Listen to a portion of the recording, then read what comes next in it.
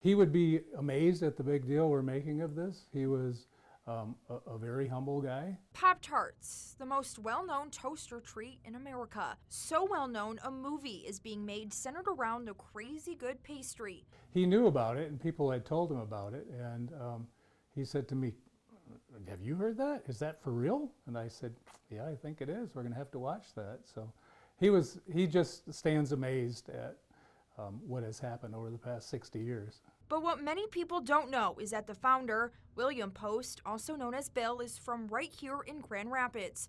According to his son, Dan Post, Bill died this past Saturday. He was 96 years old. Dan says his father was much more than just the face behind the Pop-Tart. You know, I would say that's just a small part of who he was. He was so much more than the Pop-Tart story. That's what he's known for in other circles, but to his friends and family, he was just sweet old Bill. My dad wasn't just my dad. When later in life we became very good friends, because when you're as old as I am and as young as he acted, there wasn't much age difference. So we did a lot of trips together. He especially liked to bike, and so we would bike in places that were flat, like the Netherlands.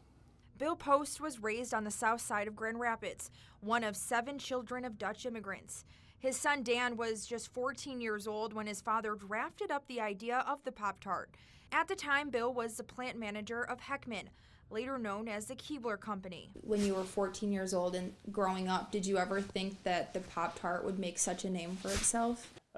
No, I thought it was, he would often bring home samples of new products, and I thought, oh, here we go again. We were the guinea pigs, because he would come home every night and say, try these. And believe me, the first ones would not have made the market. A little cardboard-like. But they kept getting better. Now, 60 years later, Don says his children and grandchildren keep a box of Pop-Tarts on hand, not only as a sweet treat, but as a way to remember Grandpa. They all have them in their cupboard because Grandpa, great-grandpa for them, always had a supply of Pop-Tarts.